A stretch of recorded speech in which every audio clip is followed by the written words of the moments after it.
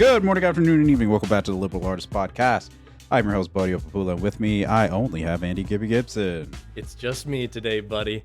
You're stuck with me for 60 to maybe 80 minutes, depending on runtime. Maybe less. Who's to say? Let's find out.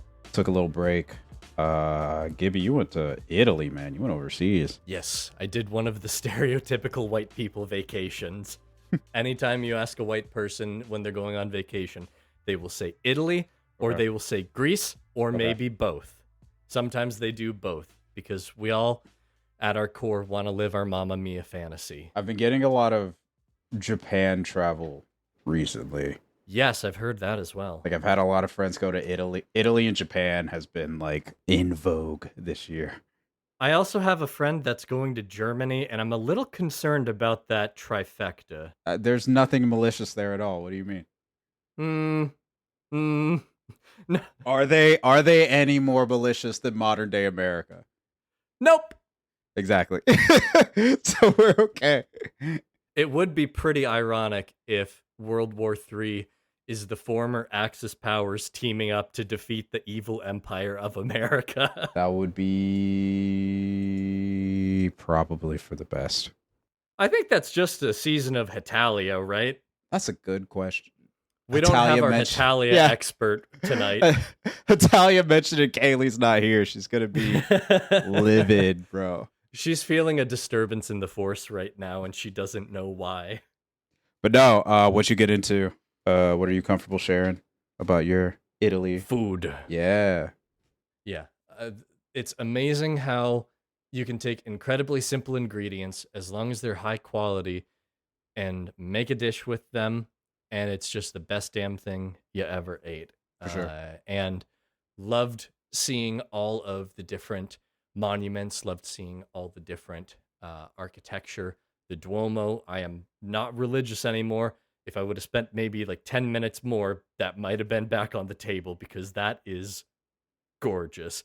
Maybe it's just because I'm a Dark Souls 3 fan, but going up on top of there with the spires, I was like, I'm pretty sure I've been invaded here before. Right. Also, like, who knew that the recipe for mental wellness was just to be on a lake near a bunch of mountains? That's crazy, right? Italy sounds like it was fun, though. I feel like It was great. There's a couple of things video games get right about Europe. Is that people have long-ass names. Yes. The church is usually the bad guy. Yep.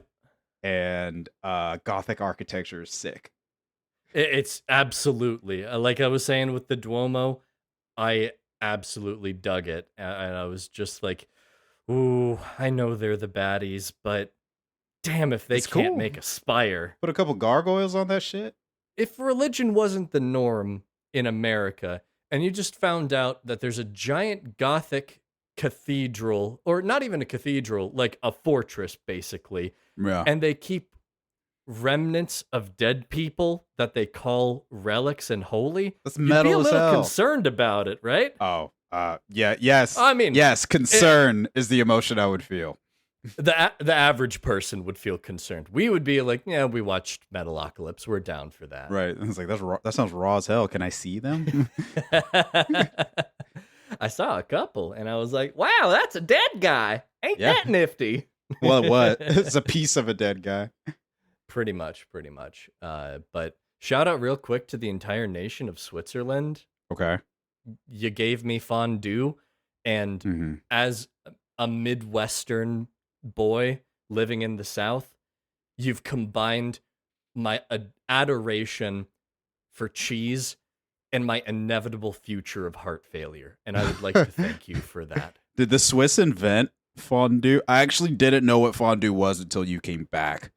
Fun fact about me. Yeah, because you said I had great fondue. I'm like, I don't know what that word means. It used to be like a much bigger thing in like the 80s and 90s, whenever people would have chocolate fountains or like fondue parties. It was the style of the time. And then we all went, germs, gross. Yeah, all you can eat buffet that everybody's sticking their hands in. No, I'm good. Now, you don't stick your hand. You take a really long metal fork and then dip stuff in. Is there a chance that somebody double dipped? Of course. 1000%. Yeah. I have like this little piece of bread and I missed a spot, so I gotta get back in I there. gotta get more cheese. My Yeah. arteries will thank me. Yeah. It's kind of like null values in programming. Like eventually I will circle back to 0 and everything will be fine. Yeah, that's exactly how the bad cholesterol works. Science. Where's this bit going? It's summer vacation. It's about that time. August, I don't know about you, man. I always get nostalgic around this time. I think it's because, you spend 18 years, 12 years being like, okay, no, closer to 18 with college, being like, okay, school's about to start. This is when I wrap stuff up, read that book I was supposed to read 2 months ago, all that stuff. Shout out to A World Lit Only by Fire, AP Euro, baby! I think mine was like Wuthering Heights or something whack as hell. I can't remember. Damn, I just really enjoyed the part where like all of the conquistadors got whacked. I was just like, yeah, man, good. This is good writing right here. But you get nostalgic during August. I do get nostalgic around early August. So it's early August, right? Around this time of year, school's starting for a good portion of the country. But yeah, man, around this time I get nostalgic. So we decided to do a piece that I'm super nostalgic for. It's Fooly Cooly.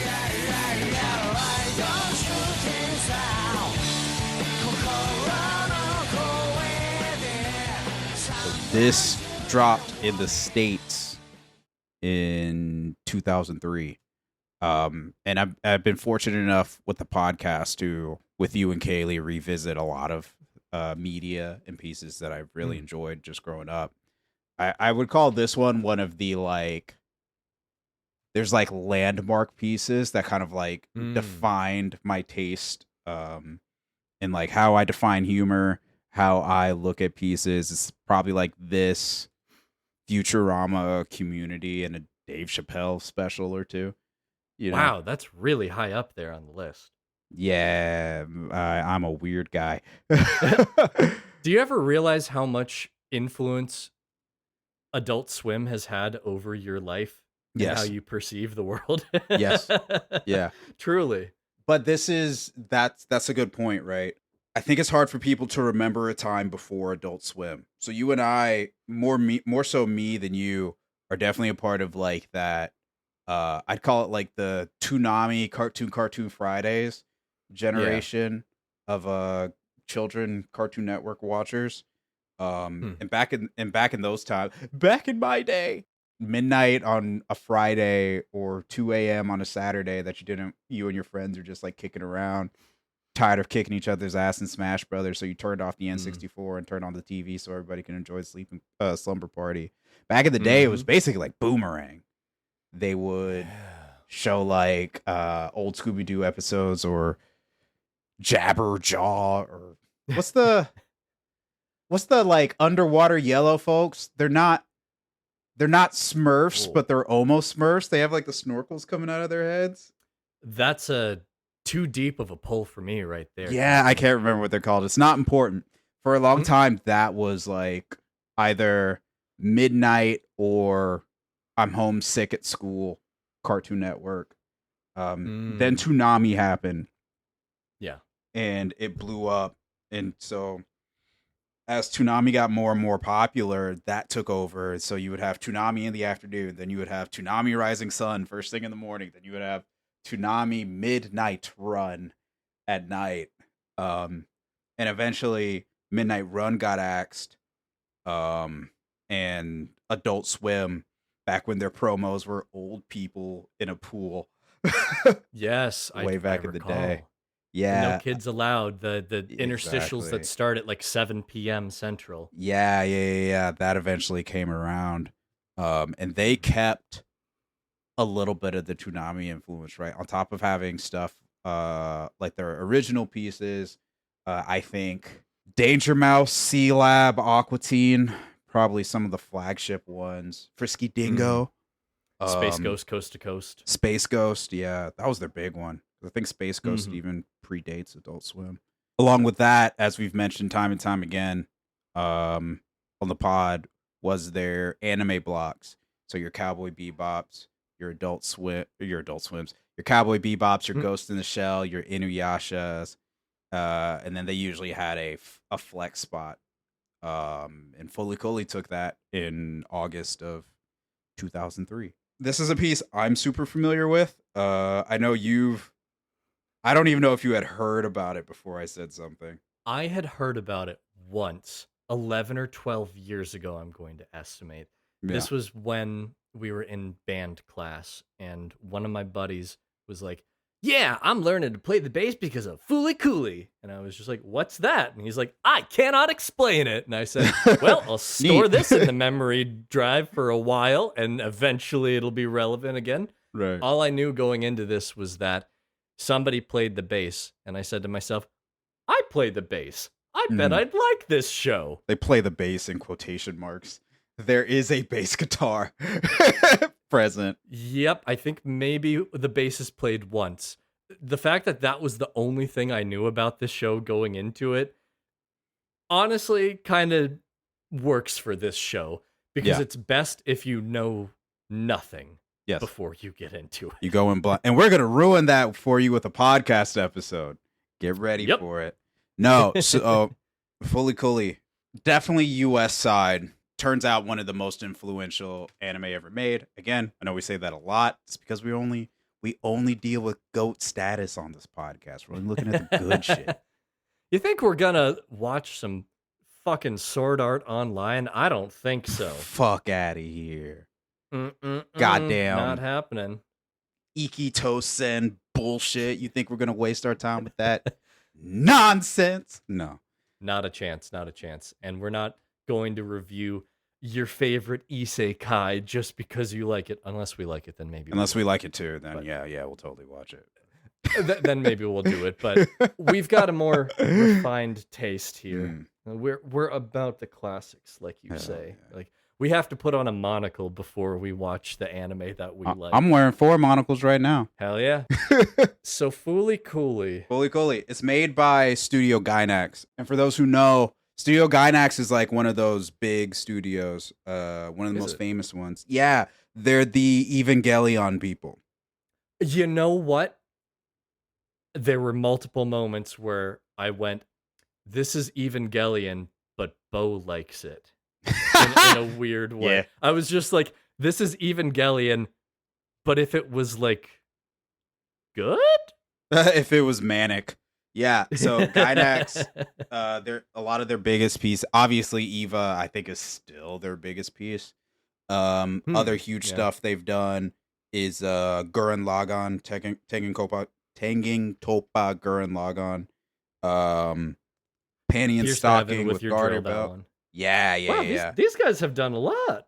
These guys have been around for a while, man, and they banger after banger after banger.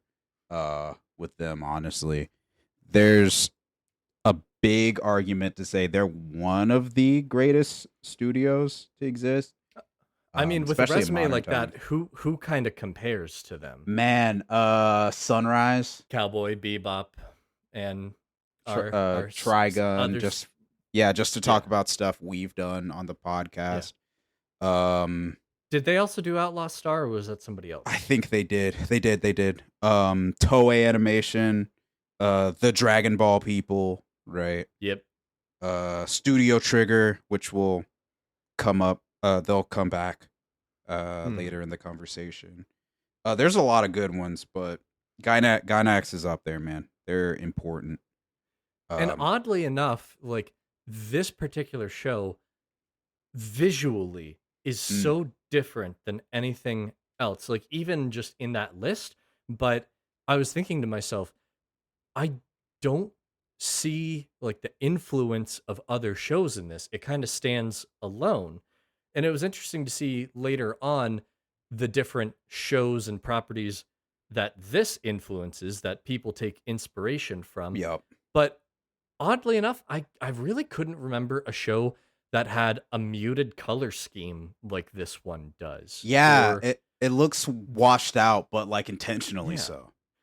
Because the whole deal is that it starts out in a town where nothing ever happens. And it's nice to have a premise that actually matches that particular art style. Like so many Hmm. people have shows that go, nothing ever happens in this town. And no, I don't know why I turned into Sonic the Hedgehog for a second there. You have incredible skyscrapers and beautiful, vibrant colors in their Right. so-called nothing happens here town.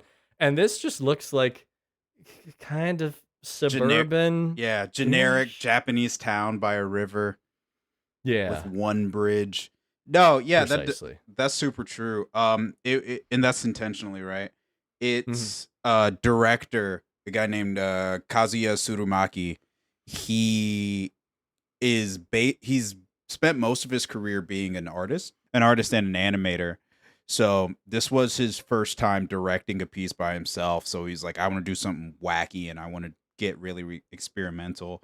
And again, it goes to the color palette. Most anime have intro sequences. Fooly Cooly does not. That is by design. That's right. Which is so bizarre for something that has really good music throughout it. Yes, that was his other thing. A lot of anime, especially at the time. I said it came to the States in 2003. Its initial run was in 2001, 2 years prior. At the time, everything was copying basically Dragon Ball. And if you don't know, like legit old school Dragon Ball, it's not techno music like the American dub, which is better, by the way. It's like uh big symphonic music. Everything's using symphonic music. Yeah, and he's like, and what Tsurumaki did was he called his favorite band, this band called The Pillows, and he said, "Hey, do you guys Yes. want to work on the show with me?" And they said, "Yeah, absolutely." So, Which feels so weird in a way that, like, is this the first that really does contemporary yes, music? yeah. As far That's as like so anime goes, weird. it's weird that it took us until like 2001 to like actually do that, right? Like, I know that jazz is the backbone of Cowboy Bebop, but Mhm. for none of the others to really do contemporary, when it feels like every single like OST in recent anime charts somewhere, and it's Yeah. always like high driven powered rock and roll or like pop or something like that, or a little bit of hip hop. So we might be talking about different things. Openings, I'm pretty sure at the time. True. Don't quote me on this, but I assume openings at the time did. Japan uses anime openings to promote music, which is a trait that's it's weird that we've never done that in the U.S., especially given how big the music industry is.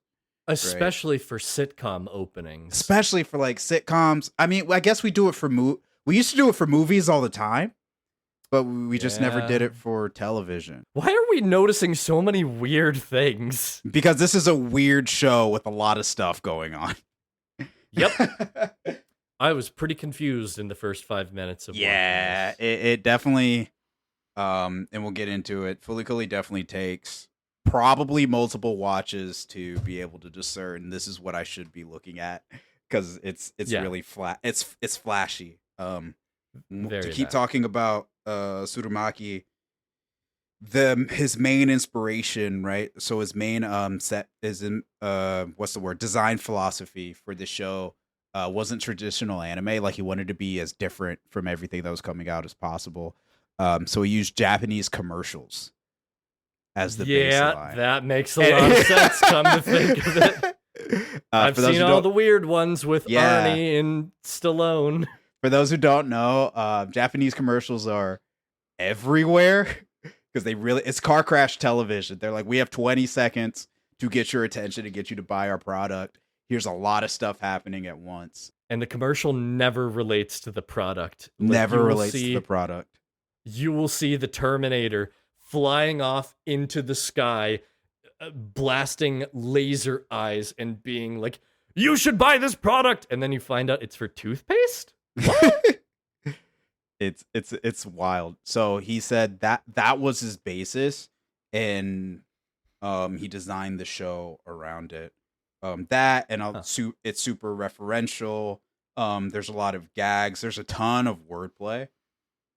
It doesn't. I Mm. don't know if you watched the sub or the dub, but there's a ton of I wordplay am and jokes that don't I quite I ended translate. up watching the sub, uh, Mm, which actually turned out to be pretty good. yeah, I watched a video about this, and what it talked about was how much care went into translating not just the words and the jokes, but also the feeling for it. yeah, And obviously, you have something like Cowboy Bebop as the gold standard of dubbing.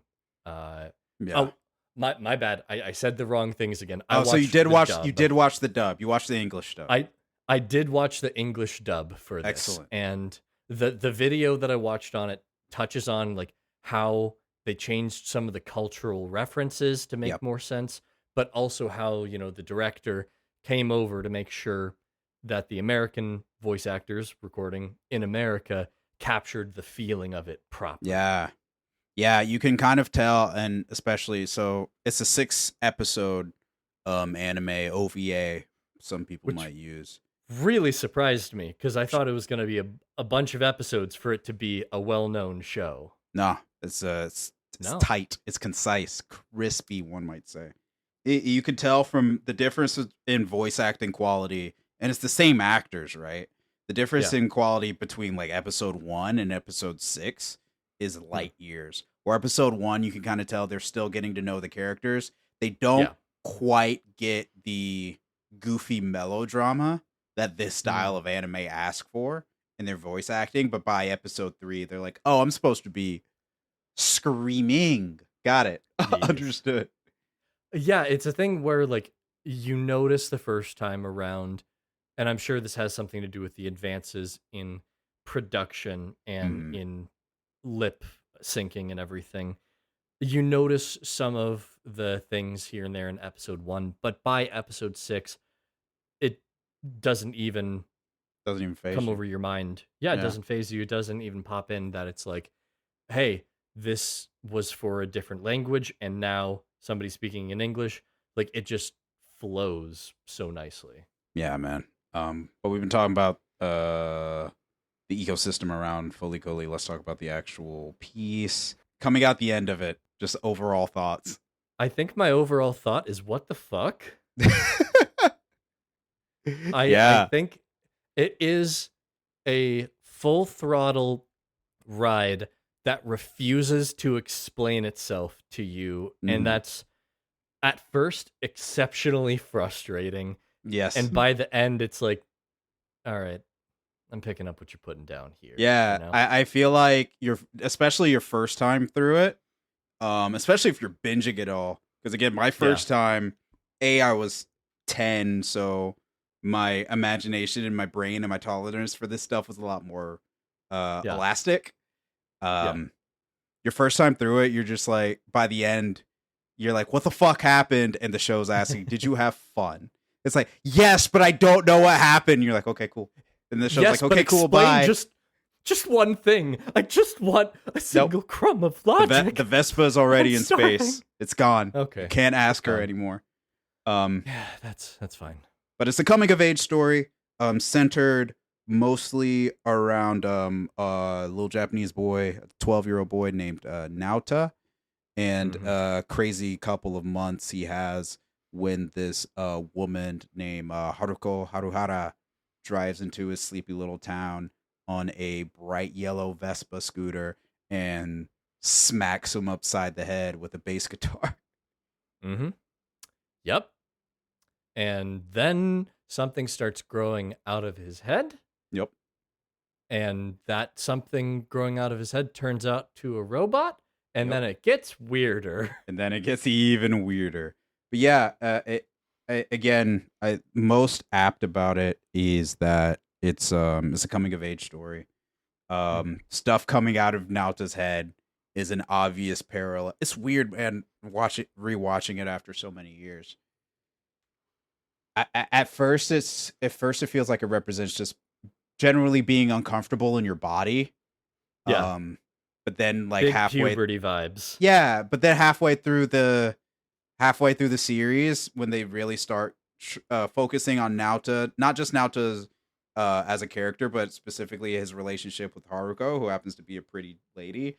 By the end, it's like, it's just dicks, it's just penises, and it's like it didn't start that way, but I feel like we just dropped in. We're like, yeah, fuck it, whatever, it's phallic, go for it.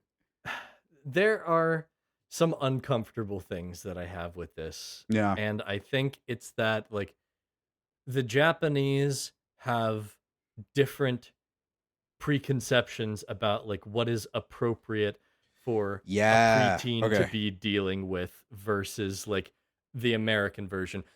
In our culture and in our media, 17-year-olds are played by 30-year-olds. Sure. So to see, like, a 12-year-old that actually looks like a 12-year-old, perhaps having some sort of romantic involvement with a 16-year-old and a 20-year-old.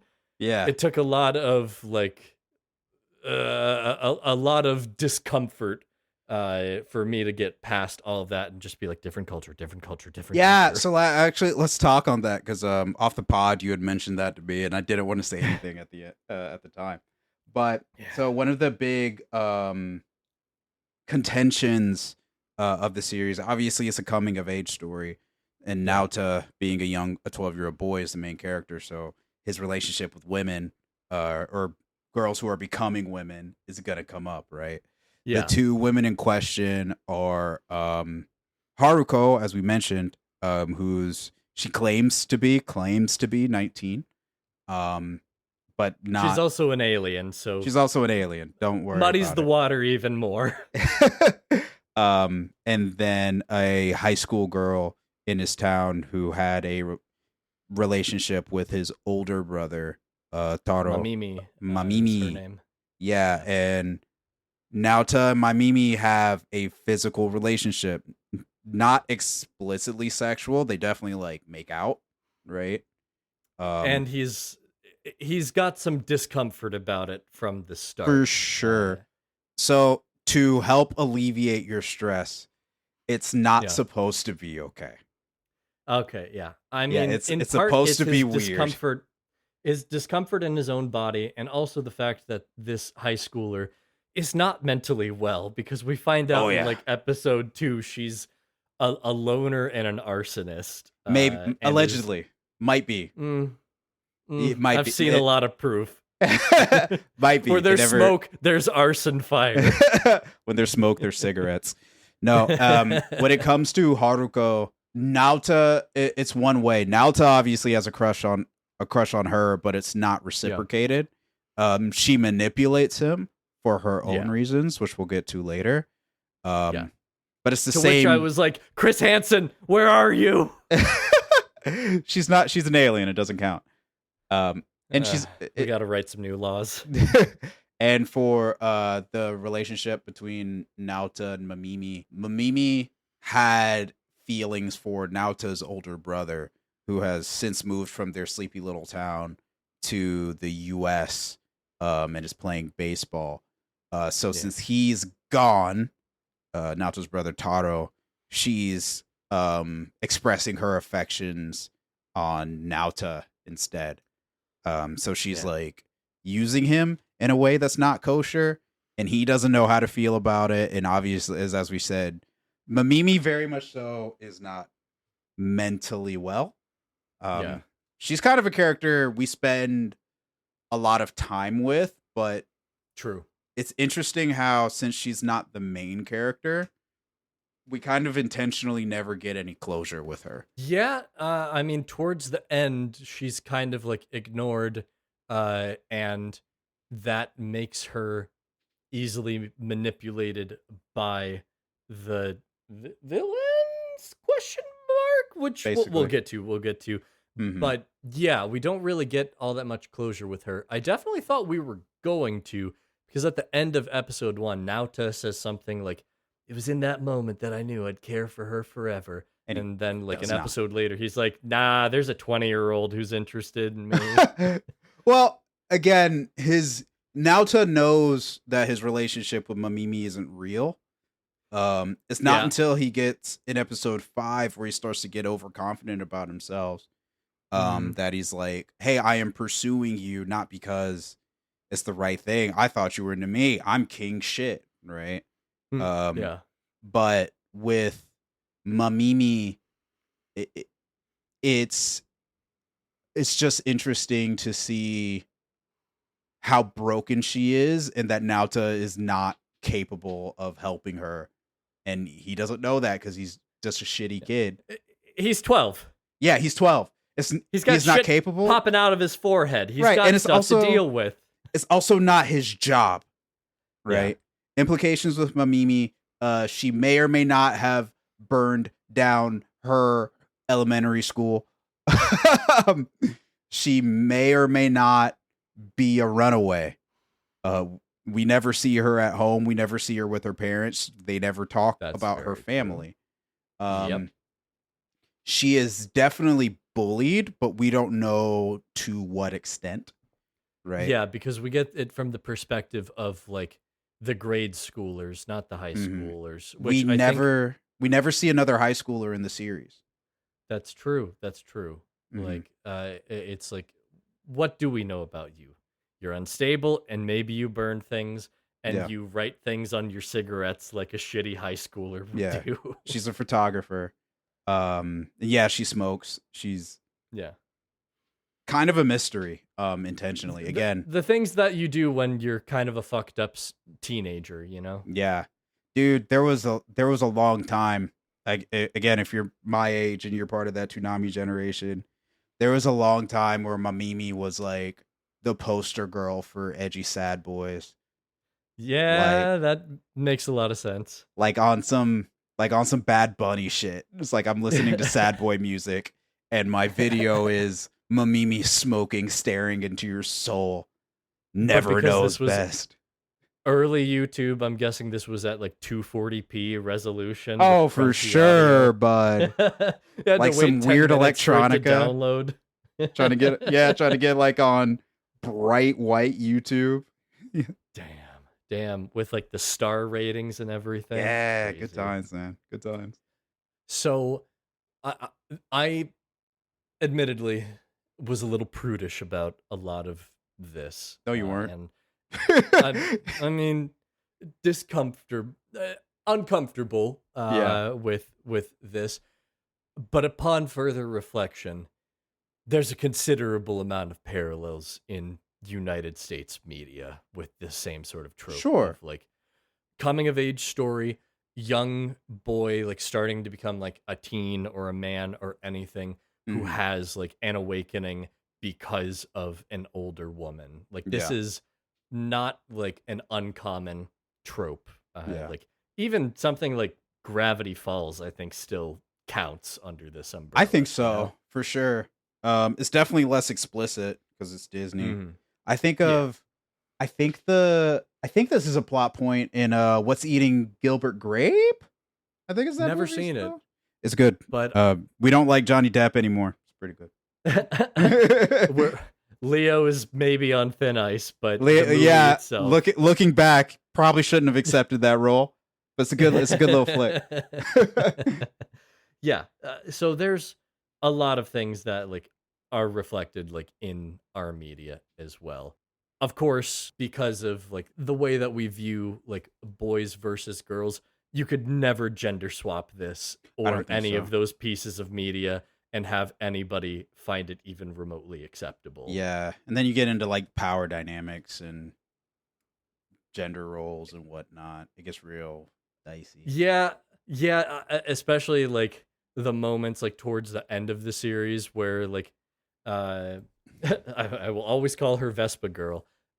Alien Vespa Girl is like manipulating this young boy, this 12-year-old boy, like, get what she wants by using like this fantastical power that he has and like leading him on in a lot of ways.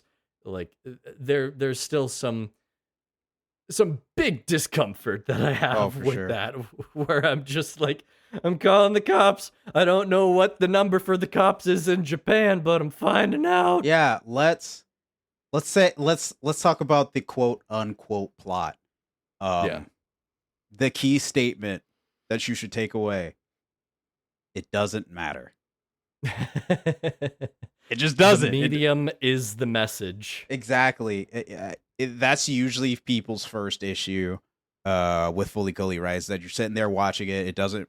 It refuses to explain anything. Shit just happens, and you're like, wait, why did that? What? And then like a bad JRPG, it kind of throws a bunch of plot in the last episode.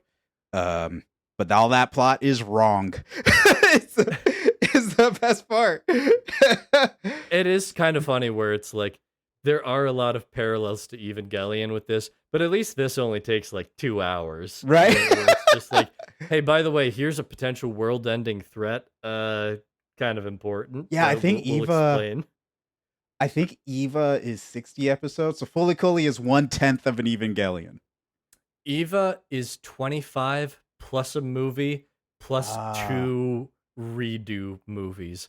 But by the time that you hear the words fan service in the epilogue and the episode preview for the 10th time or so, you think it's been 60 episodes because it feels like torture at that point. So the bare bones basics, the triple B's of the plot. Haruko's from space, right? She's an alien. There is this thing called Atomisk, which utilizes a power called NO, which is basically wormholes.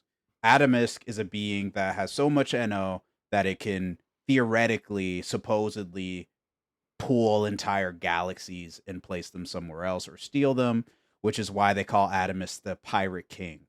It is incorrect to think of Atomisk as a guy. Yeah, okay. He is a force. I was just like, is this a fucking One Piece crossover all of a sudden? Also, sidebar, Pirate Kings could be a thing outside of One Piece.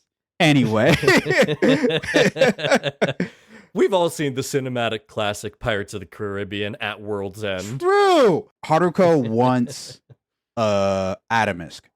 At some point, Atomisk had been captured by this company called Medical Mechanica or something. Mechanica? Like Magical Madoka.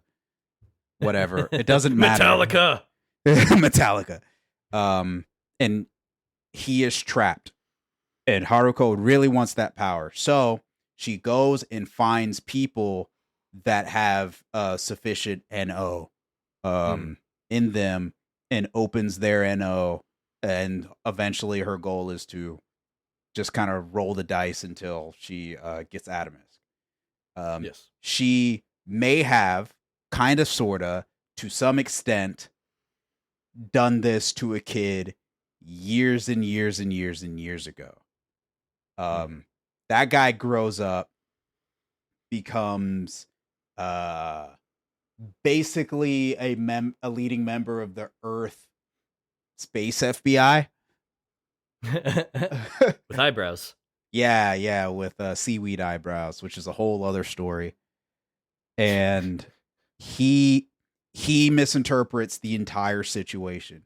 Honestly, it's done intentionally, but that character's name is Morale. He shows up in the series.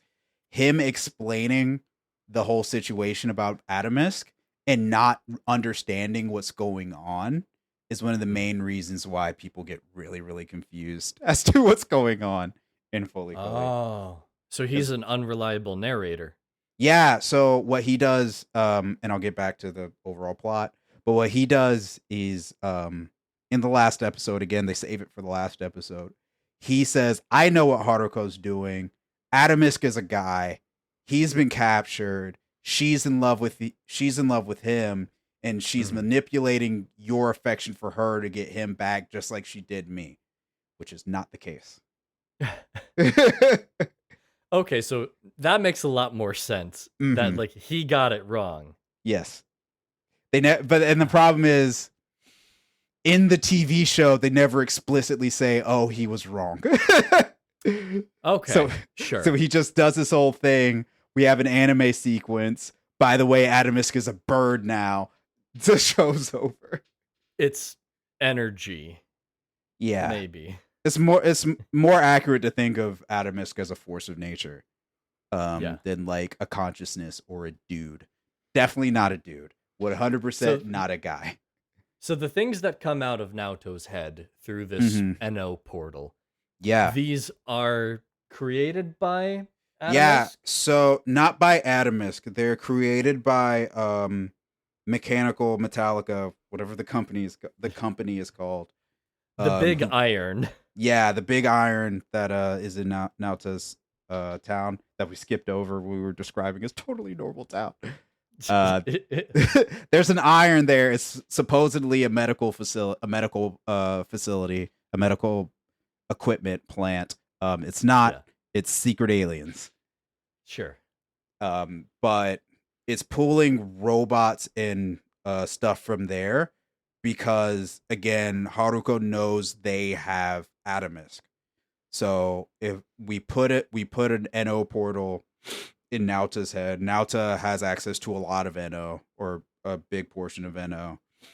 Mm. So basically, we just keep pulling shit out of his head until we pull the right thing. Which happens to take the form of a robot, a Yeah, larger Conti. robot, Yep. Some sort of creepy spider cat amalgamation. Yep. Also a robot. There's a lot of mechs. Yep. Really, really big robot. Yeah. And then Desperado eventually, hand robot. yes. Was the whole idea behind the hand that it was going to use that to start ironing? Yeah, I was since going to use the building was iron an literally to what end? It would have made a lot of sense. I was just like, oh, it's basically Mega Maid from Spaceballs. Yeah. Where, like, they have an entire battle station shaped like a maid so that she uses her vacuum to suck all the air off of the planet. Yeah. It's like Spaceballs. They- Put that on the DVD cover. They use an analogy and decide to make it very literal. Yeah. In the end, because initially it's an analogy, because the giant plant that looks like an iron is blowing out steam every day, and it's like Yeah. it's to represent the isolation you can feel as a kid going through puberty in a small town. It's like this is my entire world and I'm stuck here.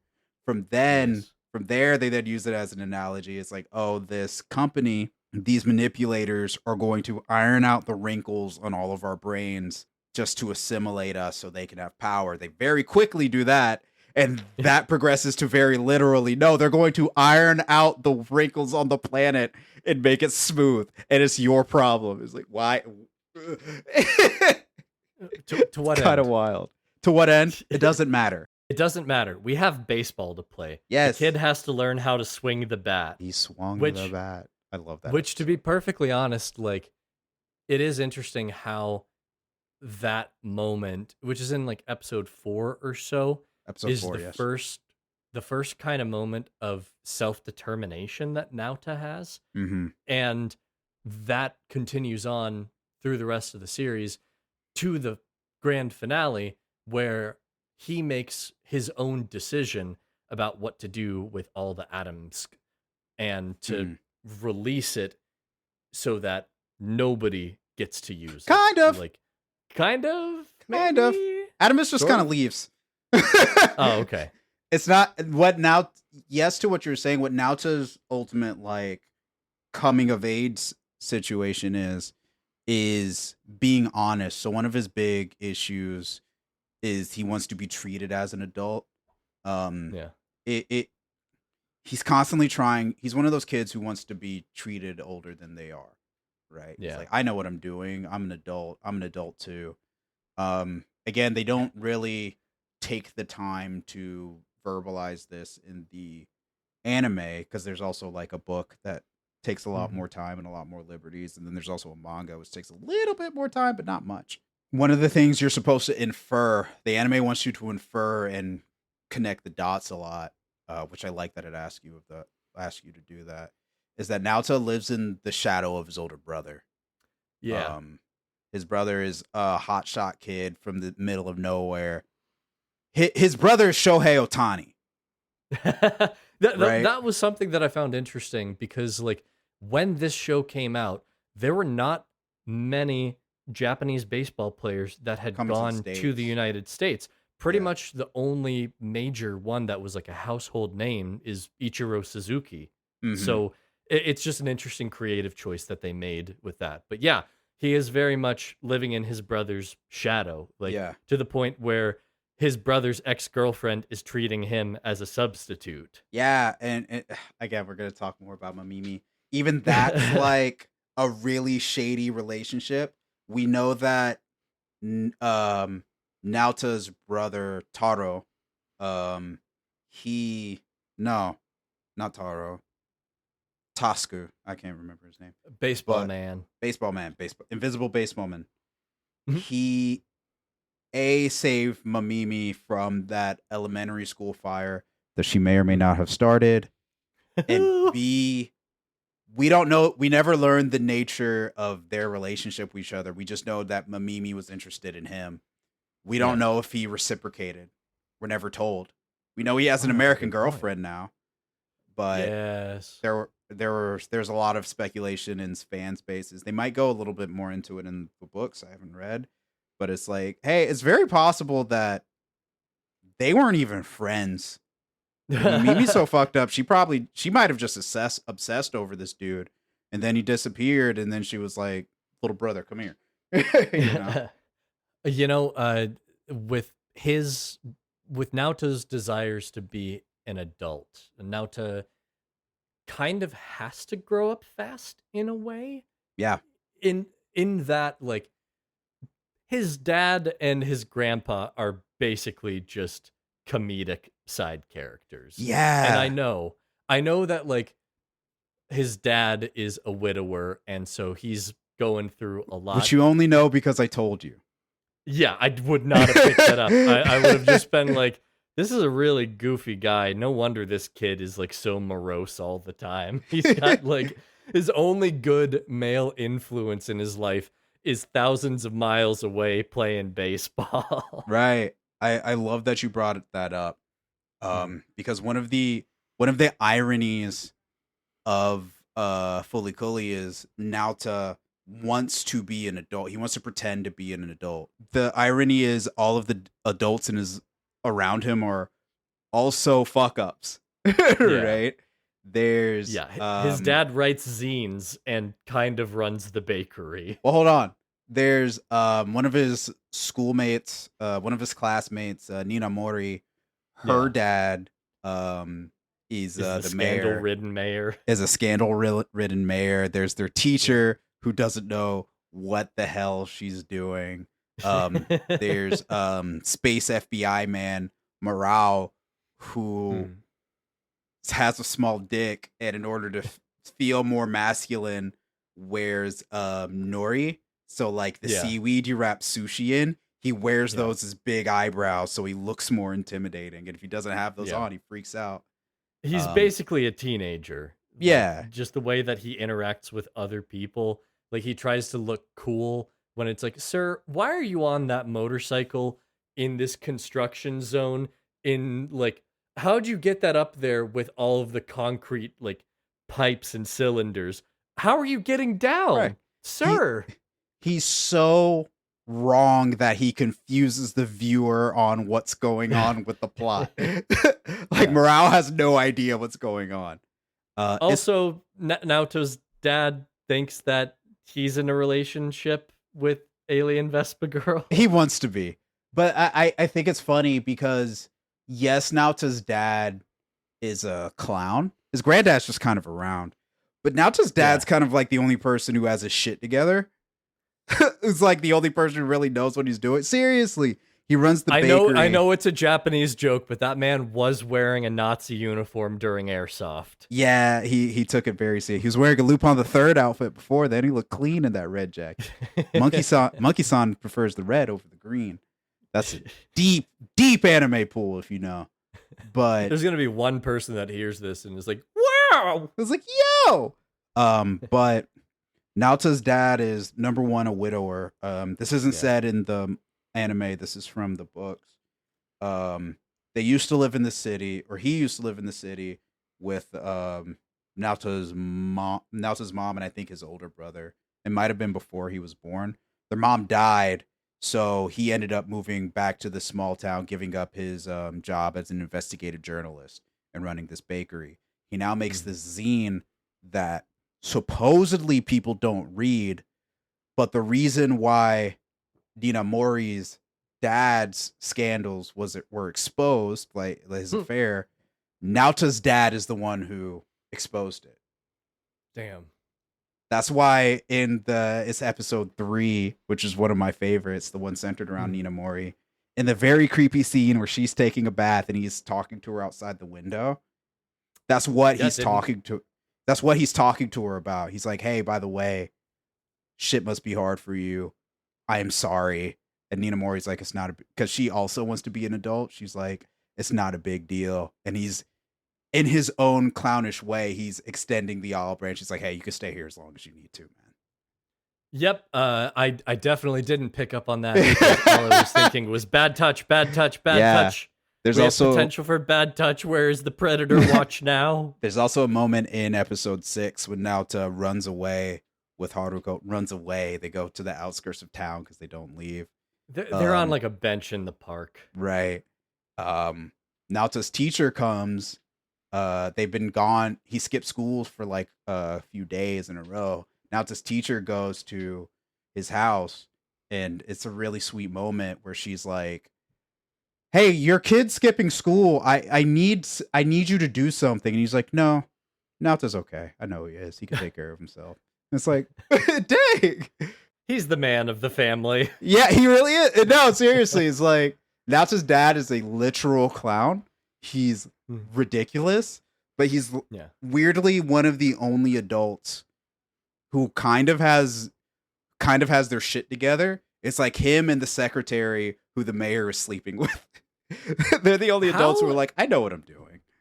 How is this like entire town not just like crumbling? Like they don't even need an alien invasion. Like this is like a town where there was lead in the water for years. For sure. And so all of the adults just don't know jack shit. You're telling me that a teacher in Japan can't use chopsticks properly? We find out that the gas out of the iron has been literal gas, and the entire town is suffering from a giant gas leak, and they're just zooming. No, the chemtrails from Medical Mechanica. They're turning all the adults stupid. Making all the freaking frogs gay. No. But again, the overall, right, there's a reason I kind of went through the plot and explained it, is because it doesn't matter. What you enjoy about Fooly Cooly is the ride and the visuals. We touched on the visuals a little bit, but again, just to go deeper, the color palette is weirdly natural, and very cool. And until the robots show up. Until the robots come. I mean, the color palette stays the same. Like, it's not like on some JoJo shit where it's like, and the sky is green now. Right? Yeah. So, sometimes the fights can like make it so that the color, it definitely goes over the vibrance. Top. Yeah, because there's like explosions and Conti is doing Conti, one of our main robots, is doing backflips and shit. The other big thing it does is it not only does the very stereotypical, now the characters are chibi style of animation switching, but there's sequences where they're in a manga panel. There's sequences where they swap to like more of a movie quality, really detailed art style. There's sequences where they do basically rotoscoping, like 360 Matrix style sequences. The Matrix, yeah. They do a South Park. They do like 2 or 3 South Park references in one episode. And from my understanding, it's not like there's a meaning behind it. Nope. It's because the director wanted to do it. It's because he thought it was cool. He said something in an interview along the lines of like, "Yeah, my animators, they like South Park. They wanted to do a South Park bit." That's exactly it. There it is. Sweet. Again, Fooly Cooly is just like a giant. It's an experimental piece, and it's just like it was just the animators having a ball and constructing a story around it, which makes it so much fun, I think, is the big word for it. There's something to be said for a piece of media that does something that nobody has ever done before. Mm-hmm. And I think that's why it was such a big influence on future projects, not just in anime, but in Western animation in some cases. For sure. Like, I read a snippet on Wikipedia about how the Legend of Korra's animators took a big influence from it. And Avatar's animators.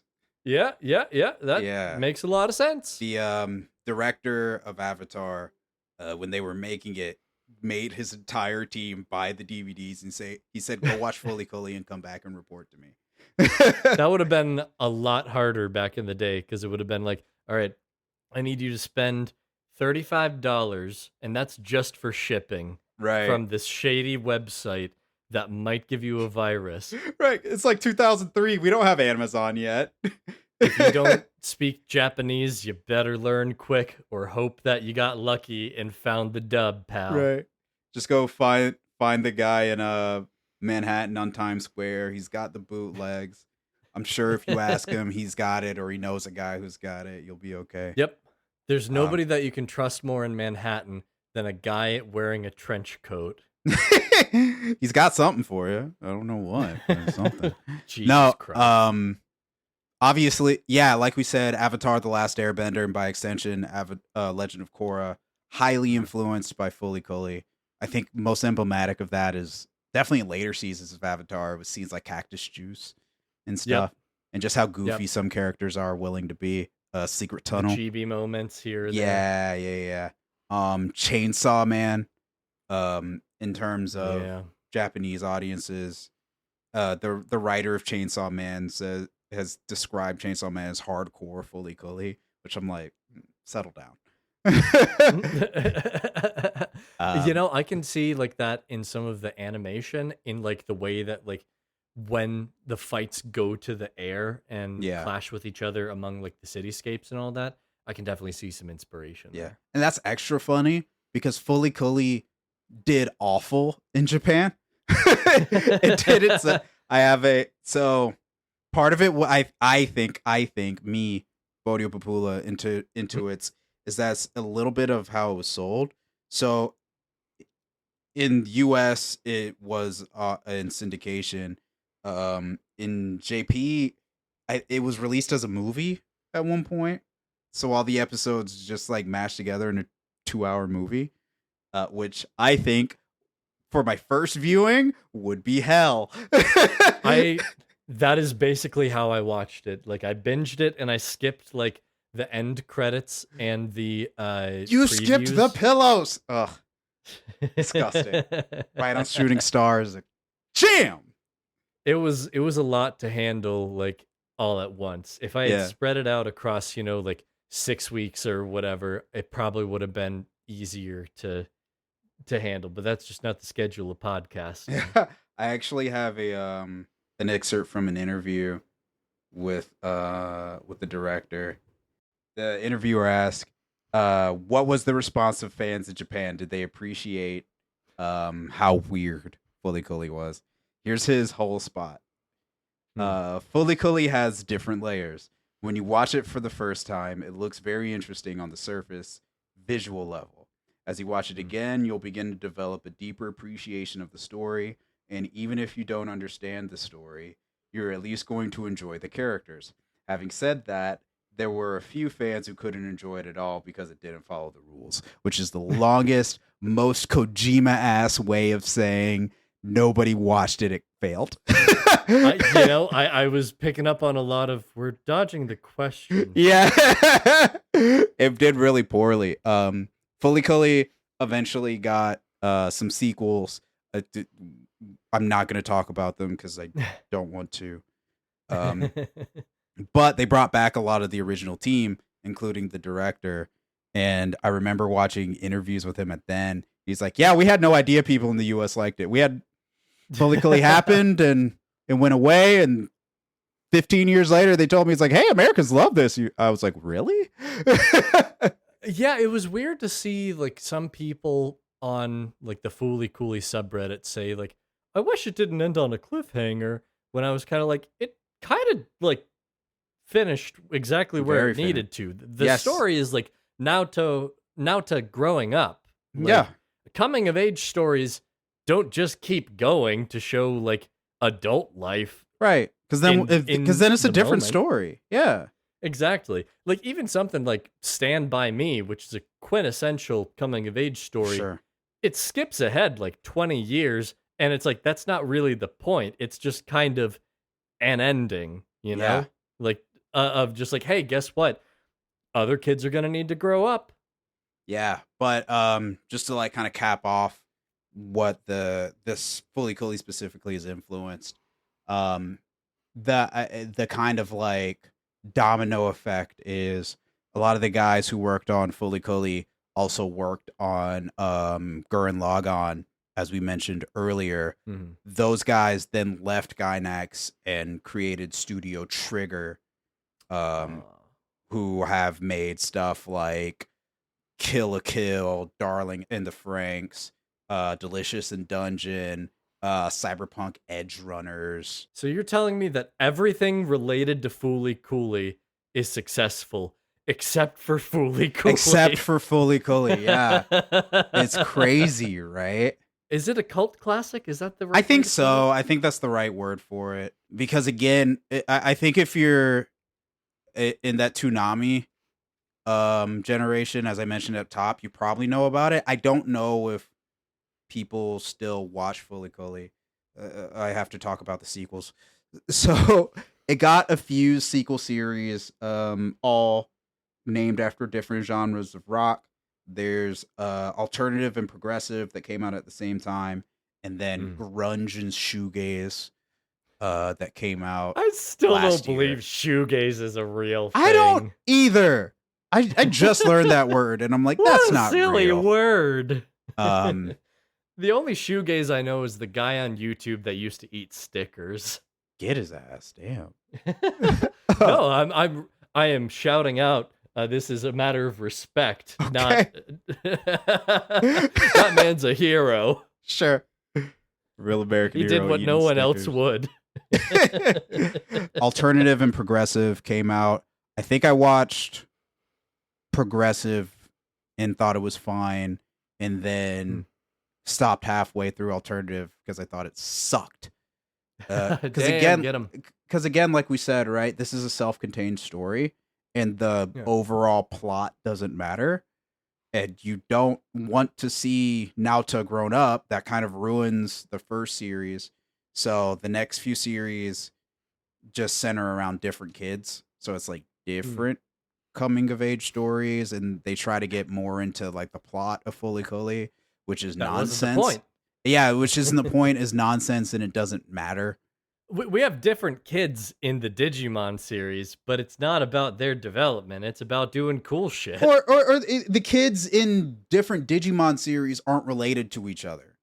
Yeah. Right? They're every series of Digimon is its own pocket universe. It's not like they're always bringing back, and here's the same Agumon. They do that with Haruko. She's the constant, and it's a waste of fucking time. I wish they hadn't done it. But I want a hope it was. gritty detective series trying to track down Haruko, and it's like True Detective. Like, this woman has been infiltrating the lives of teenagers all across the galaxy. She must be stopped. They do weird shit. Like she finally Oh, gets really? Atomisk. Yeah, really.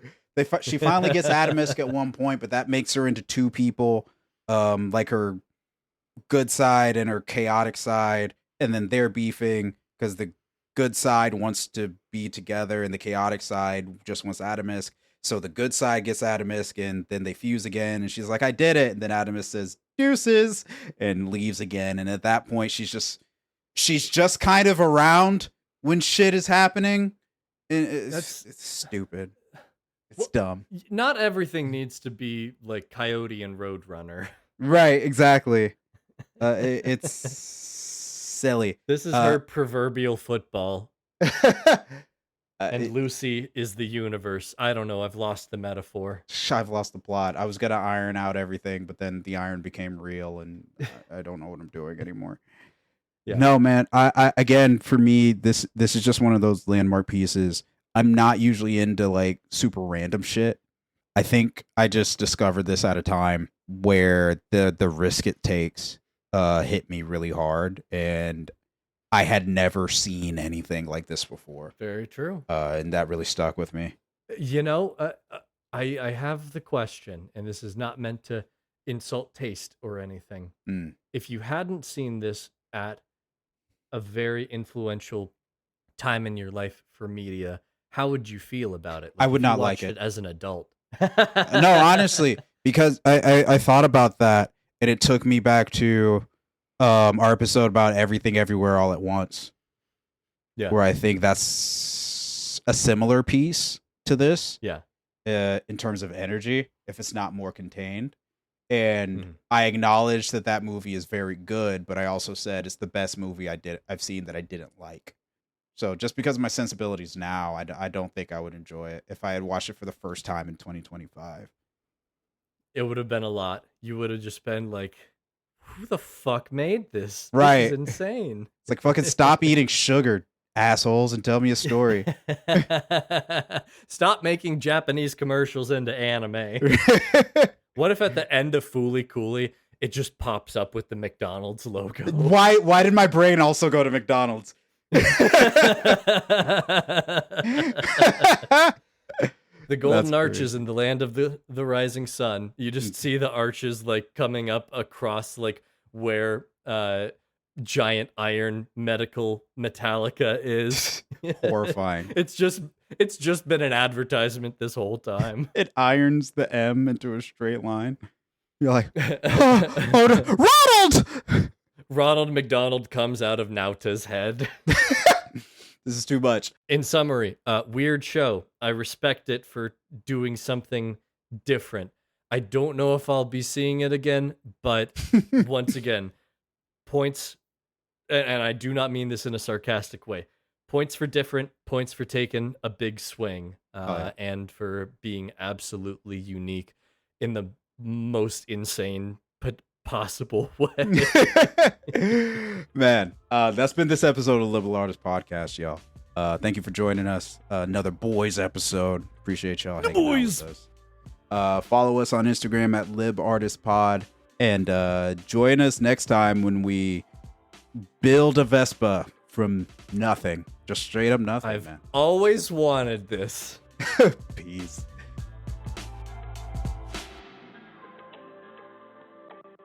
The Liberal Artists Podcast premieres every other Thursday on your favorite podcasting platform. The show is hosted by Bodhi Opapula, Kaylee Horowitz, and Andy Gibson. You can find the show at LiberArtistsPod on Instagram and Twitter.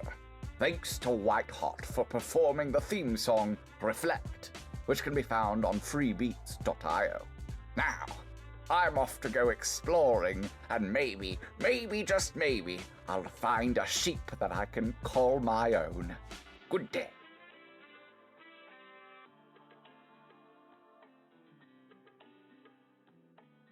Sorry. Oh, hold on. You might have to. Your I don't internet's know. pippity It's not my internet. It's my computer. Like, like system interrupts is taking up 72% of my CPU. I don't know what's going on. Well, it's got to be important. Yeah, it's literally called system interrupts, and I'm like, what the? Hey, let's get Steve Ballmer on the line real quick. See, he's not busy, right? Fucking Bill Gates doesn't own Microsoft anymore, but me and Bill got problems. It's not just him being a billionaire. You're gonna roll up to Washington, gonna take like a 14-hour drive, and just like ring the doorbell, just like, it's time, bitch. It's like, yo, what's up? It's a Windows 11. I thought 10 was the last one, big homie. I thought we were done. Mm-hmm.